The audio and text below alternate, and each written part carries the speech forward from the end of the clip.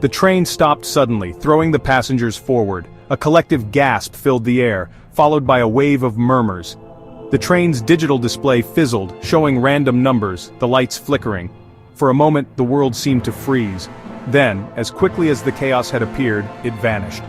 The display returned to normal, the train started moving again, and life resumed its usual course. But a seed of doubt had been planted. What if this glitch, this brief disruption of our perceived reality, was more than just a technical malfunction? What if it was a tiny crack in the fabric of our existence, a glimpse behind the curtain of a simulated world?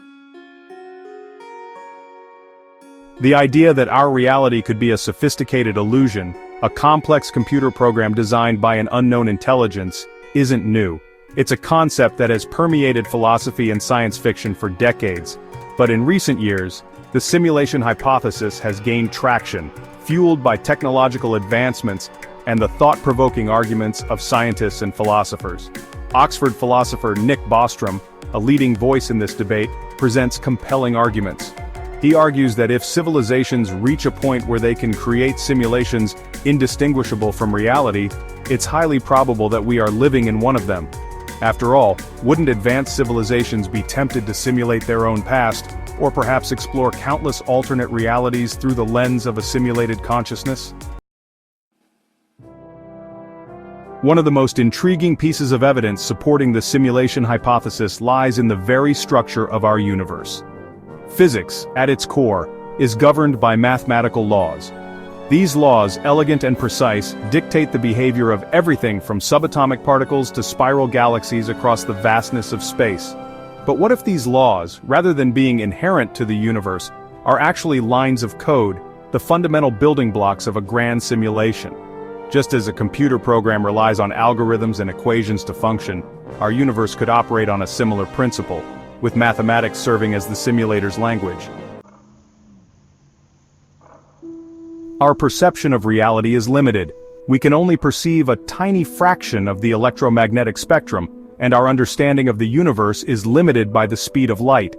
Just like a computer screen has a finite resolution, with individual pixels forming the overall image, our universe might also have a fundamental limit to its resolution. This concept, known as the Planck length, represents the smallest possible unit of spacetime.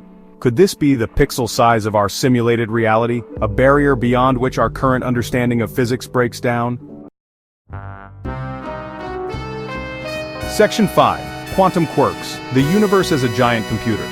Delving into the realm of quantum mechanics, we encounter even stranger and more counterintuitive phenomena that lend credence to the simulation hypothesis. Particles, the fundamental building blocks of matter, can exist in multiple states simultaneously, their fate only determined at the moment of observation. This probabilistic nature of reality, where outcomes are not predetermined but rather collapse into existence upon measurement, bears an uncanny resemblance to how computer simulations work. Could it be that the act of observation triggers the simulator to render a specific outcome, much like a video game populates a scene only when a player enters it? A chorus of voices, from philosophers to tech titans. The simulation hypothesis isn't confined to university halls. Tech entrepreneurs like Elon Musk have publicly considered this idea, arguing that the exponential growth of computing power makes it increasingly likely that we are living in a sophisticated digital realm. Musk, known for his bold predictions about the future, has stated that the odds that we are inhabiting base reality are 1 in billions. This convergence of thought between philosophers, physicists, and technologists adds further intrigue to the debate, suggesting that the simulation hypothesis is more than just a fringe theory.